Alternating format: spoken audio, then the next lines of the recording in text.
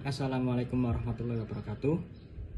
Kami dari kelompok 2 ingin mempresentasikan tentang perumusan, strategi, dan menetapkan visi dan misi yang beranggotakan saya sendiri, Farhan Rizky Jazuli, NPM 2201010032, dan teman saya, Anita, dengan MTM 2201010034. Yang pertama, saya akan menjelaskan tentang corporate level strategi tingkat korporasi menduduki tingkat strategi tertinggi, pengambilan keputusan dan mencakup tindakan yang berhubungan dengan tujuan perusahaan, akuisisi dan alokasi sumber daya, dan koordinasi strategi berbagai strategi unit bisnis untuk kinerja optimal. Sifat keputusan strategi cenderung berorientasi pada nilai, konseptual, dan kurang konkret dibandingkan keputusan pada tingkat bisnis atau fungsional.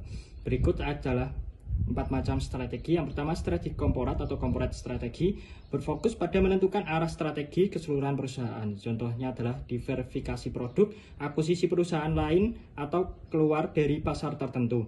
Yang kedua adalah strategi bisnis atau bisnis strategi berfokus menentukan cara bersaing dalam setiap unit bisnis atau divisi. Contohnya adalah fokus pada diferensiasi produk, kepemimpinan biaya rendah, atau fokus pada segmen pasar tertentu. Yang ketiga adalah strategi fungsional. Fungsional strategi berfokus pada menerjemahkan strategi bisnis menjadi tindakan-tindakan spesifik di setiap fungsi bisnis, pemasaran, produk, keuangan, dan SDM. Contohnya adalah strategi pemasaran untuk meningkatkan kesadaran merek, strategi produk untuk meningkatkan efisiensi, strategi keuangan untuk mengelola arus kas. Yang terakhir adalah strategi operasional atau operational strategi berfokus menentukan cara menjalankan aktivitas sehari-hari untuk mendukung strategi fungsional. Contoh jadwal produksi, tata letak pabrik, sistem pengambilan kualitas. Selanjutnya adalah proses pengambilan visi dan misi. Pernyataan visi dan misi yang jelas dibutuhkan sebelum strategi alternatif dapat dirumuskan dan diterapkan. Penting untuk melibatkan sebanyak mungkin manajer dalam proses pengambilan dua pernyataan ini, sebab melalui partisipasi orang menjadi komit terhadap suatu organisasi.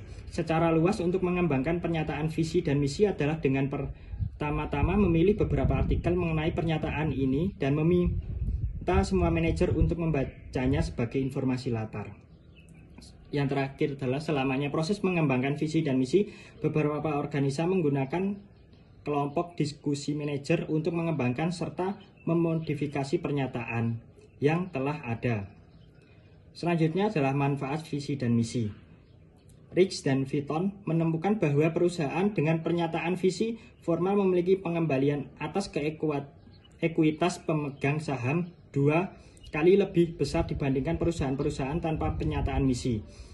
King dan Kellan merekomendasi agar organisasi secara cermat dan hati-hati mengembangkan sebuah pernyataan misi tertulis agar mendapatkan keuntungan berikut. Yang pertama adalah memastikan kepaduan tujuan dari organisasi. Yang kedua, menyediakan landasan atau standar untuk mengalokasikan sumber daya organisasi. Yang ketiga, membentuk iklim organisasi yang padu. Yang keempat, menjadi titik fokus individu-individu agar sejalan dengan arah maksud organisasi. Yang kelima adalah menjelaskan maksud-maksud organisasi dan kemudian mentranslasikan berbagai maksud ini ke dalam tujuan demikian rupa agar dapat dikontrol.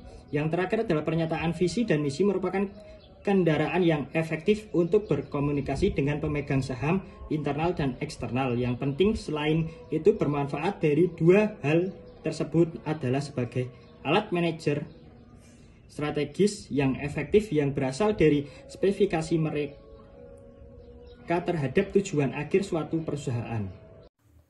Saya Anita, NPM 2201010034, izin untuk melanjutkan presentasi dari Mas Farhan. Materi selanjutnya yaitu mengenai karakteristik pernyataan. Yang pertama ada deklarasi sikap. Pernyataan misi adalah pernyataan sikap dan pandangan. Pernyataan misi bersifat luas karena biasanya mencakup setidaknya ada 2 alasan. Pernyataan misi yang baik untuk mengembangkan dan mempertimbangkan tujuan dan strategi alternatif tanpa mengorbankan kreativitas manajerial. Di sisi lain, pernyataan yang terlalu umum dan tidak menyertakan alternatif strategis dapat menimbulkan disfungsi. Pernyataan misi harus cukup luas untuk secara efektif menyeimbangkan dan mengatasi perbedaan di antara para pemangku kepentingan. terutama individu dan kelompok orang yang memiliki kepentingan dan kebutuhan khusus terhadap perusahaan. Yang kedua, orientasi konsumen. Menurut Von McGuinness, pernyataan misi adalah mendefinisikan apa itu organisasi dan apa yang dicita-citakannya. Cukup luas untuk memungkinkan pertumbuhan kreatif, harus cukup spesifik untuk mengecualikan perusahaan tertentu. Yang kedua, harus membedakan organisasi dari organisasi lain. Merupakan kerangka untuk mengevaluasi aktivitas saat ini dan masa depan. Pernyataan misi yang baik mencerminkan harapan konsumen. Pernyataan misi yang baik mengidentifikasi manfaat produk perusahaan bagi konsumen. Salah satu alasan terpenting untuk membuat pernyataan misi adalah untuk menarik konsumen yang memberi makna pada organisasi. Yang ketiga, ada deklarasi kebijakan sosial. Karakteristik lain dari pernyataan misi adalah bahwa pernyataan tersebut mengidentifikasi tanggung jawab sosial perusahaan. Istilah kebijakan sosial merupakan rangkuman filosofi dan pemikiran manajemen pada tingkat tertinggi suatu organisasi. Oleh karena itu, kebijakan sosial mempengaruhi perumusan pernyataan misi perusahaan. Selanjutnya ada pandangan beberapa perspektif mengenai visi dan misi. Yang pertama ada perspektif manajerial. Visi dan misi merupakan panduan strategis. Visi memberikan arah jangka panjang, sementara misi menjelaskan tujuan organisasi dan cara mencapainya. Keduanya membantu manajer dalam mengambil keputusan yang sejalan dengan nilai dan tujuan organisasi. Yang kedua ada perspektif karyawan. Visi dan misi dapat mempengaruhi motivasi dan keterlibatan. Ketika karyawan memahami dan menginternalisasi visi dan misi perusahaan, mereka lebih cenderung merasa terhubung dengan tujuan organisasi yang dapat meningkatkan produktivitas dan kepuasan kerja karyawan. Yang ketiga ada perspektif pelanggan. Visi dan misi perusahaan dapat menciptakan kepercayaan. Perusahaan memiliki visi dan misi yang jelas menunjukkan komitmen terhadap nilai-nilai tertentu yang dapat menarik pelanggan yang memiliki nilai yang sama. Kemudian yang terakhir ada perspektif sosial dan lingkungan. Visi dan misi juga dapat mencerminkan tanggung jawab sosial perusahaan. Banyak organisasi saat ini mengintegrasikan tujuan sosial dan lingkungan ke dalam misi mereka, untuk menunjukkan bahwa mereka juga peduli bukan hanya pada profit, tetapi juga kepada dampak sosial. Demikian presentasi kami dari kelompok 2, kurang lebihnya kami mohon maaf. Terima kasih. Wassalamualaikum warahmatullahi wabarakatuh.